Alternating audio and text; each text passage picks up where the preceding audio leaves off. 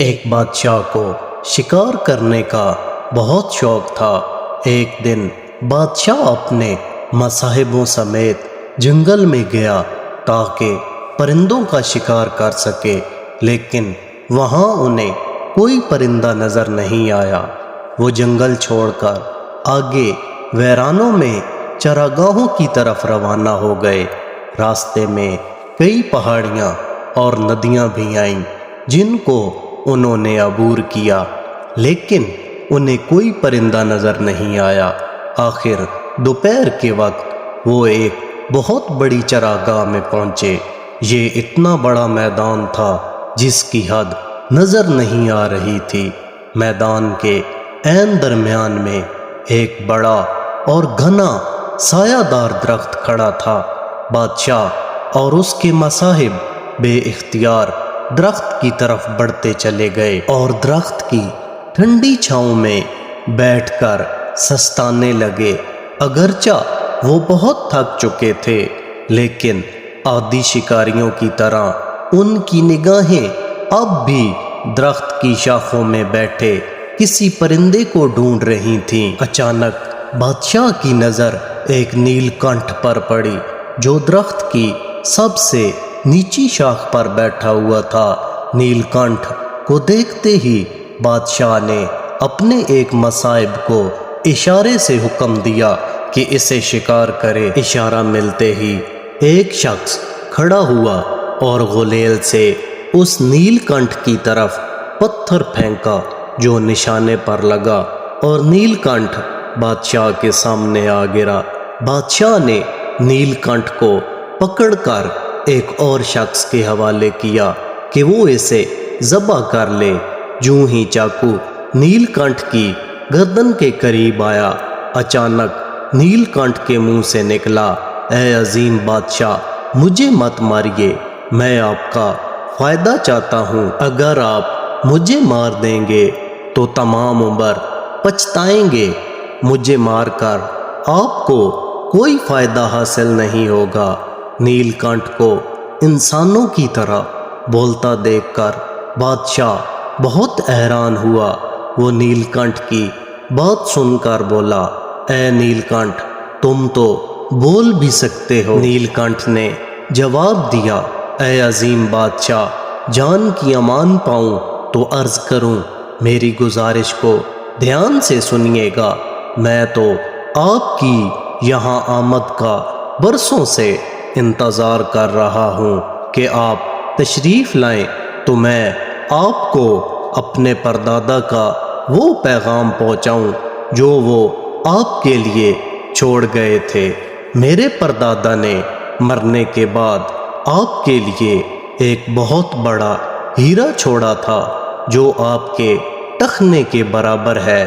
ان کی خواہش تھی کہ وہ ہیرا آپ کے حوالے کیا جائے، اس لیے میں عرصے سے آپ کا منتظر ہوں۔ اگر میں ایسا نہ کر سکتا تو میرا ضمیر ہمیشہ مجھے ملامت کرتا رہتا۔ میں اس امانت کے بدلے میں آپ سے معافی کا طلبگار ہوں۔ نیل کنٹھ کے منہ سے یہ کہانی سننے کے بعد بادشاہ سلامت بولے، پہلے تو میں اس بات پر حیران ہوں کہ ایک نیل کنٹھ اتنی روانی سے کیسے بول سکتا ہے، اور کوئی چارہ بھی نہیں کہ میں تمہاری کہانی پر اعتبار نہ کروں کہ تمہارے پاس میری کوئی امانت بھی پڑی ہوئی ہے۔ نیل کنٹھ بولا، بادشاہ سلامت، جان کی امان پاؤں تو مجھے کچھ اور بھی عرض کرنا ہے۔ اس ہیرے کے علاوہ میرے پردادا نے چند نصیحتیں بھی کی تھیں جو مجھے آپ تک پہنچانی تھیں تاکہ یہ حکمت کی باتیں لوگ آپ کے منہ سے سنیں اور ان پر عمل کریں تو سب کا فائدہ ہوگا۔ بادشاہ بولا، وہ نصیحتیں کیا ہیں؟ اچھی بات ہے کہ حکمت کی باتیں میرے اور میرے مصاحبوں تک پہنچیں۔ نیل کنٹھ اجازت ملنے پر بولا، میرے پردادا نے جو باتیں بتائی تھیں وہ یوں تھیں، نمبر 1، جب کوئی آپ سے میٹھی میٹھی باتیں کرے تو اس پر بھروسہ نہ کریں۔ نمبر 2، کبھی کسی ایسی چیز کی واپسی کی امید نہیں کریں جو ایک دفعہ آپ کے ہاتھ سے نکل جائے۔ اور نمبر 3، جس چیز کو حاصل کرنے میں آپ ناکام ہو جائیں اس کے بارے میں دوبارہ نہیں سوچیں۔ اے بادشاہ سلامت، مجھے اجازت دیں تاکہ میں وہ ہیرا آپ کو لا کر دوں جو میرے پردادا آپ کے لیے چھوڑ گئے تھے۔ وہ اس درخت کے اوپر والی شاخ میں نے چھپا رکھا ہے۔ شاخیں چونکہ پتلی ہیں اس لیے آپ میں سے کوئی وہاں تک نہیں پہنچ سکتا۔